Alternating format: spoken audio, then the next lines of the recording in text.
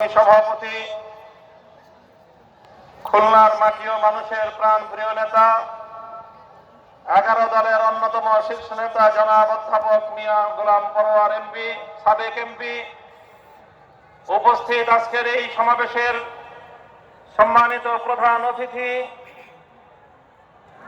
আমিরে জামাত, বাংলাদেশের জাতীয় সংসদের বিরোধী দলীয় নেতা জনাব ডাক্তার শফিকুর রহমান, উপস্থিত রয়েছেন বর্ষিয়ান রাজনীতিবিদ, এলডিপি সভাপতি জনাব ডক্টর অলি আহমদ বীর বিক্রম, উপস্থিত রয়েছেন 11 দলের কেন্দ্রীয় নেতৃবৃন্দ, বিভাগীয় নেতৃবৃন্দ, সর্বস্তরের খুলনা বিভাগের আমার আপামর জনতা। মাত্র 3 মাস হল একটি নতুন নির্বাচনের মধ্য দিয়ে বাংলাদেশের মানুষের বহু প্রতীক্ষিত ভোটাধিকার প্রয়োগের ফসল একটি সংসদ গঠিত হয়েছে, একটি সরকার ক্ষমতার মসনদে বসেছে। এই সময়ে বিরোধী দলগুলো দেশব্যাপী আবার দাবি দাওয়া নিয়ে রাজপথে নামতে বাধ্য হয়েছে। ঘটনাটা কি? সংগ্রামী দেশবাসী, আমরা পরিষ্কার ভাষায় বলতে চাই, আমরা বিগত ফ্যাসিবাদী আমলে বাংলাদেশের মানুষের যে সম্মান এবং যে অধিকার আদায়ের জন্য সংগ্রাম করেছি, ফ্যাসিবাদী স্বৈরাচারী শেখ হাসিনা গণতন্ত্রের এক নতুন সংজ্ঞা বাংলাদেশের মানুষকে বোঝাবার চেষ্টা করেছিল। মানুষের ভোটের অধিকার কেড়ে নিয়ে কখনো বিনা ভোটের সরকার, কখনো রাতের ভোটের সরকার, কখনো আমি আর দামি নির্বাচনের সরকার গঠন করে শেখ হাসিনা বলতো উন্নয়নের গণতন্ত্র। গণতন্ত্রের এক নতুন ডেফিনিশন, একটা নতুন সংজ্ঞা বাংলাদেশের মানুষকে হাইকোর্ট দেখাবার মতো করে তিনি বোঝাবার চেষ্টা করেছিলেন। আর তিনি মেগা প্রকল্পের নামে মেগা দুর্নীতি করে একদিকে বাংলাদেশটাকে তলাবিহীন ঝুড়িতে পরিণত করেছিলেন, আরেকদিকে দৃশ্যমান পদ্মা সেতু আর মেট্রো রেলের মতো কিছু বড় বড় প্রকল্প বাস্তবায়ন করে মনে করেছিলেন বাংলাদেশের মানুষ বুঝি তার এই প্রতারণা বুঝতে পারবে না। কিন্তু বাংলার মানুষ তাদের সম্মান চেয়েছিল, বাংলাদেশের মানুষ তাদের অধিকার চেয়েছিল, বাংলাদেশের মানুষ ভোটাধিকার প্রয়োগ করতে চেয়েছিল, বাংলাদেশের মানুষ তাদের ক্ষমতার মসনদে তাদের ভোটের মাধ্যমে যোগ্য প্রতিনিধি নির্বাচন করতে চেয়েছিল। কিন্তু দেশের মানুষের চাওয়ার সঙ্গে ফ্যাসিবাদী স্বৈরাচারী শেখ হাসিনা অব্যাহতভাবে নির্মম পরিহাস করে চলেছে, যার ফলশ্রুতিতে 2013 সালের শাপলা চত্বরের নবী প্রেমিক তাওহীদি জনতার বুকের রক্ত দিয়ে ফ্যাসিবাদ বিরোধী যে আন্দোলনের ভিত রচিত হয়েছিল, 2024 সালের বৈষম্য বিরোধী ছাত্র জনতার মহাবিস্ফোরণের মধ্য দিয়ে গণ অভ্যুত্থান পরিণত হয় এবং ফ্যাসিবাদী স্বৈরাচারী ভারতের কৃতদাসী শেখ হাসিনা দিল্লিতে পালিয়ে যেতে বাধ্য হয়। আমরা লক্ষ্য করতে পারছি বর্তমান সরকারের কাঁধে আবার নতুন করে ভূত সওয়ার হয়েছে। এটা হলো সেই শেখ হাসিনার ভূত, এটা হলো আবার সেই আওয়ামী লীগের ভূত। জনগণের ভোটাধিকারের সঙ্গে পরিহাস করবার এক অবিবেচনা প্রসূত এক ভূত আবার নতুন এই সরকারের কাঁধে সওয়ার হয়েছে। আমরা বিগত অন্তর্বর্তীকালীন সরকারের আমলে সকল রাজনৈতিক দলগুলো ঐক্যবদ্ধ হয়ে 2024-এর জুলাই বিপ্লবের ভিত্তিতে নতুন বাংলাদেশ গড়বার জন্য যে ঐতিহাসিক রাজনৈতিক ঐক্যমত্য প্রতিষ্ঠা করা হয়েছিল, সেখানে অঙ্গীকার ছিল জুলাই বিপ্লবের আকাঙ্ক্ষা বাস্তবায়ন করা হবে। জুলাই বিপ্লবের মৌলিক আকাঙ্ক্ষা ছিল দুটি। এক নম্বর আকাঙ্ক্ষা ছিল বৈষম্য বিলোপ করা। জুলাই বিপ্লবের 2 নম্বর আকাঙ্ক্ষা ছিল ফ্যাসিবাদের রাস্তা বন্ধ করা। দীর্ঘ আলাপ হলো, ঐক্যমত্য কমিশনে জুলাই সনদ বাস্তবায়িত, জুলাই সনদ প্রণীত হলো। জাতীয় সংসদের দক্ষিণ প্লাজায় সকল রাজনৈতিক দলগুলো জুলাই সনদে স্বাক্ষর করলো। আজ জাতীয় সংসদে দাঁড়িয়ে সরকার দলের মুখপাত্র বলেন জুলাই সনদের মাধ্যমে নাকি অন্তহীন প্রতারণা করা হয়েছে।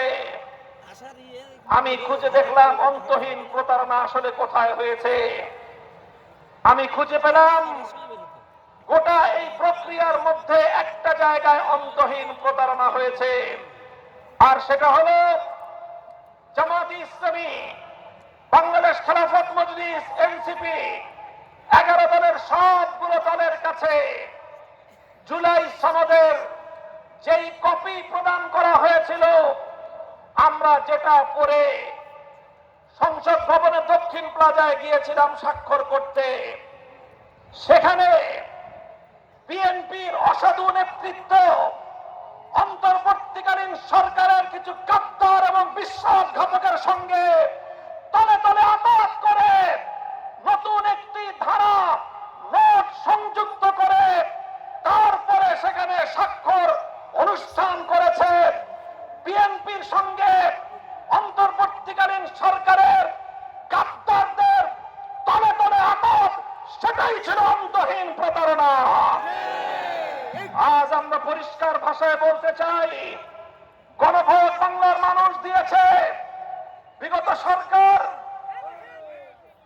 বর্তমান সরকার, বিএনপি যখন নির্বাচনের প্রচারণায় নেমেছিল, আপনারা দেশের জনগণ সাক্ষী, প্রথমে তারা তলে তলে না ভোটের পক্ষে ক্যাম্পেইন শুরু করেছে। গোটা বাংলাদেশের 300 আসনে বিএনপি দলের নেতা কর্মীরা গণভোটে নায়ের পক্ষেই তারা অবস্থান গ্রহণ করেছে। আমরা জুলাই সনদ বাস্তবায়নের জন্য যখন মাঠে নামলাম, আন্দোলন শুরু করলাম, গোটা বাংলার মানুষ জুলাই সনদ বাস্তবায়নের জন্য ঐক্যবদ্ধ হতে শুরু করলো। তখন বাধ্য হয়ে তারা জুলাই সনদ বাস্তবায়নের প্রক্রিয়ায় আসতে সম্মত হলো, আলোচনার টেবিলে বসলো। আমরা অনেকেই বলেছিলাম আমরা আগামীর বাংলাদেশে গণপরিষদ গঠনের মধ্য দিয়ে নতুন সংবিধান আমরা রচনা করতে চাই, অথবা সংবিধান পুনর্লিখন করতে চাই। বিএনপি সংবিধান সংশোধন ছাড়া অন্য কোনো পথে অগ্রসর হতে চাচ্ছিল না। শেষ পর্যন্ত আলোচনা করে সাব্যস্ত হলো মাঝামাঝি একটা জায়গায়, সেটা হলো একটা সংবিধান সংস্কার পরিষদ গঠিত হবে, আর সেই সংবিধান সংস্কার পরিষদের মাধ্যমে সংবিধান সংস্কার হবে, আর সেই সংস্কারের জন্য গণভোট অনুষ্ঠিত হওয়া লাগবে। সব ঐক্যমত্য হয়ে গেল, বিচার হলো, সালিশ হলো, তালগাছ অর্ধেক বিএনপির, অর্ধেক বিরোধী পক্ষের। এইভাবে সব বিচার সালিশ হওয়ার পরে গণভোট অনুষ্ঠিত হলো। বাংলাদেশের 70% মানুষ গণভোটে হায়ের পক্ষে ম্যান্ডেট প্রদান করলো, গণভোটে তারা ভোট প্রদান করলো। চিহ্নিত আওয়ামী লীগের দোসর এবং বিএনপির মধ্যে ঘাপটি মেরে বসে থাকা বাংলাদেশের শত্রুরা, আওয়ামী লীগের দোসরেরা নায়ের পক্ষে ভোট দিল। তারা 30% ভোট পেয়ে পরাজিত হলো। বিএনপি শহীদ জিয়ার ধানের শীষ দিয়ে 50% ভোট পেয়ে সরকার গঠন করে এবার সংসদে গিয়ে তারা বলে 50% জনগণের ভোটের তারা অভিপ্রায় বাস্তবায়ন করবে, 70% জনগণের গণভোটের রায় তারা কার্যকর করবে না।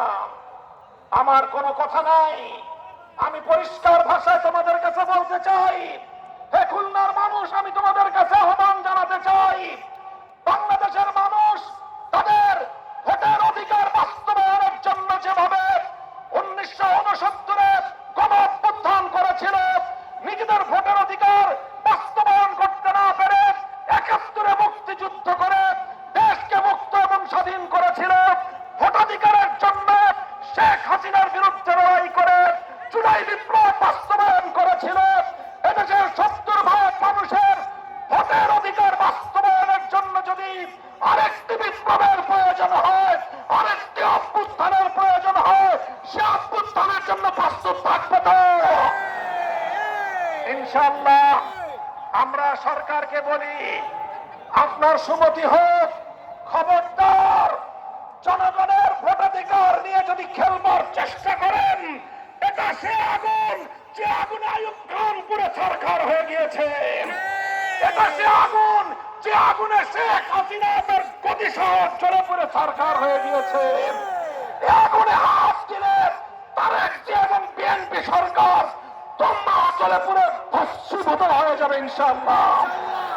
জনগণের অধিকার বাস্তবায়ন করে আমাদের আন্দোলন ক্ষান্ত হবে ইনশাআল্লাহ। তাসলিম মিনাল্লাহি ওয়া ফাতহুন করিব ওয়া আখিরু দাওয়ানা আলহামদুলিল্লাহি রাব্বিল আলামিন। আসসালামু আলাইকুম ওয়া রাহমাতুল্লাহ।